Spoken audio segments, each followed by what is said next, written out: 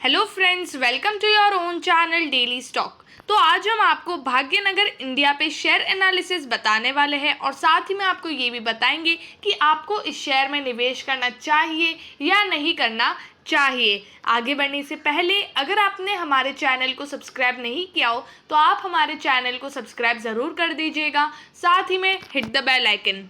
So let's begin. सबसे पहले हम आपको कंपनी प्रोफाइल के बारे में बताएंगे कि कंपनी काम क्या करती है, उसके कॉम्पिटिटर्स कौन कौन है, शेयर प्राइस चार्ट बताएंगे, शेयर होल्डिंग पैटर्न बताएंगे एंड क्वार्टरली रिजल्ट का एनालिसिस करेंगे। लाइक क्वार्टरली वाइज कंपनी कैसा परफॉर्म करी है, ईयरली वाइज कंपनी ने कैसा परफॉर्म किया है और आने वाले समय में कैसा परफॉर्म करने वाली है। ये 1985 में आई थी। ये कंपनी भाग्यनगर इंडिया मैन्युफैक्चर करती कॉपर और कॉपर प्रोडक्ट्स एंड अलॉयज़। तो ये कंपनी कॉपर और उसके प्रोडक्ट्स को मैन्युफैक्चर करती है और अलॉयज़ बनाती है साथ ही में। तो ये कंपनी विंड पावर जनरेशन में भी कंपनी एंगेज्ड है। तो ये सारे काम करती है, कॉपर रिलेटेड काम भी करती है, अलॉयज़ रिलेटेड काम भी करती है और विंड पावर जनरेट भी करती है। मार्केट कैप है 154 करोड़ का। तो ये एक बहुत ही छोटी कंपनी है, स्मॉल कैप कंपनी है, जिसका आप इंडस्ट्री का देखेंगे price to earning that is 16.4 और कंपनी का है 19.4। तो ये इंडस्ट्री के कंपैरिजन में आपको महंगे प्राइस पे मिल रहा है।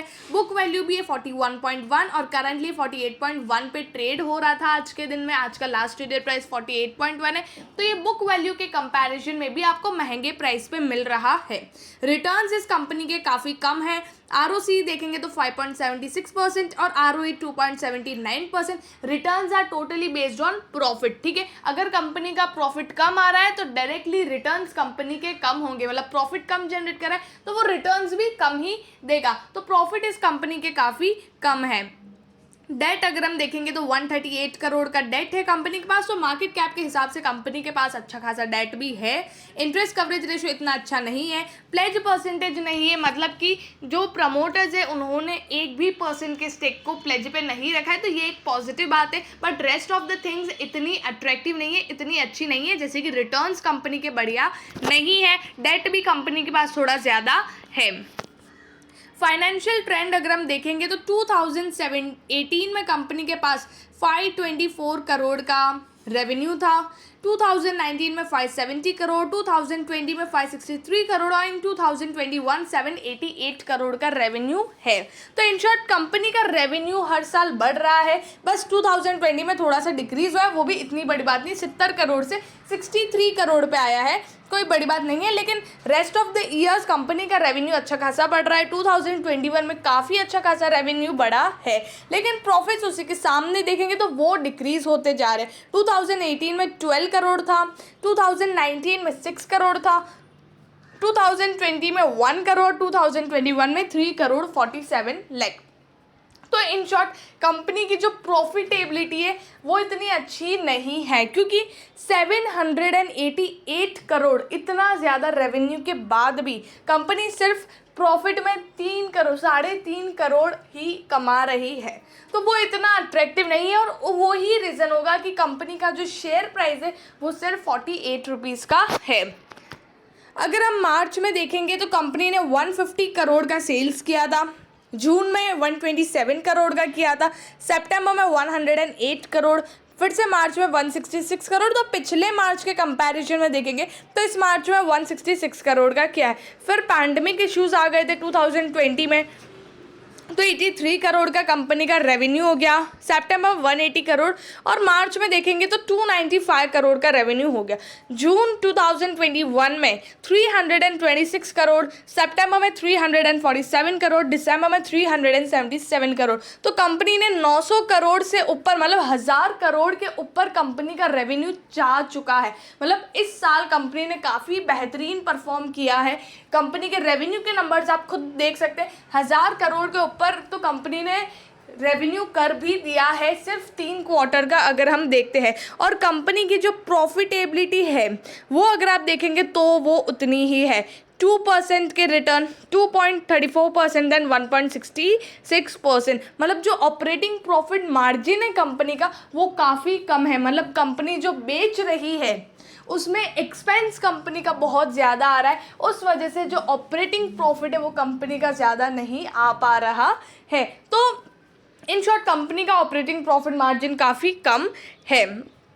तो इतना रेवेन्यू करने के बाद भी अगर हम देखें तो नेट प्रॉफिट कंपनी का यहाँ पर 7.5 करोड़ का नेट प्रॉफिट ही हो रहा है, जबकि कंपनी ने 1000 करोड़ से ऊपर भी कंपनी का रेवेन्यू जा चुका है।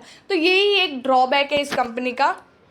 देन अगर हम देखेंगे मार्च 2019 में 73.32% के पास प्रमोटर के पास शेयर होल्डिंग है और अभी 73.91% का है। तो यहाँ पर जो प्रमोटर्स है 74.20 से वो 73.91 में, ये अब थोड़ा सा उन्होंने जो स्टेक है वो रिड्यूस भी किया है। डोमेस्टिक इन्वेस्टर्स देखेंगे तो 0.85% और अब 2019 में भी 0.85% था।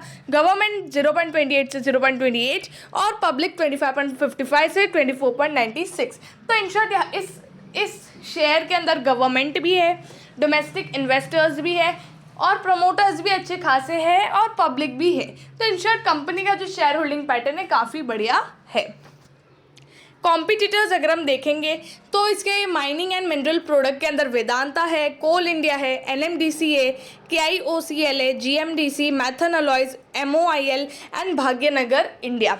यहाँ पर अगर हम देखेंगे कंपनी के सेल्स अगर हम देखेंगे, जैसे कि वेदांता काफ़ी जानी पहचानी है, जिसका जो सेल्स भी है वो है 34,097 करोड़ का और इस कंपनी का 377 करोड़। क्योंकि इनका पहली बात तो इनका कंपैरिजन हो ही नहीं सकता, क्योंकि वेदांता एक बहुत बड़ी कंपनी है, जिस मतलब एक लार्ज कैप कंपनी है, जिसका मार्केट कैप काफ़ी बड़ा है, जिसकी सेल्स काफ़ी बढ़िया है, प्रॉफिटेबिलिटी है। लेकिन भाग्यनगर इंडिया उसी के सामने एक छोटी सी कंपनी है, 153 करोड़ का कंपनी का मार्केट कैप है और सिर्फ 377 करोड़। लेकिन उसी के सामने अगर आप एक मॉइल भी देखते हैं जिसका मार्केट कैप है 3,517 करोड़ और जिसका सेल्स भी कुछ इस कंपनी के आजू बाजू आता है 363 करोड़ का, लेकिन उसकी प्रॉफिटेबिलिटी उसी के सामने देखेंगे तो 123 करोड़ का।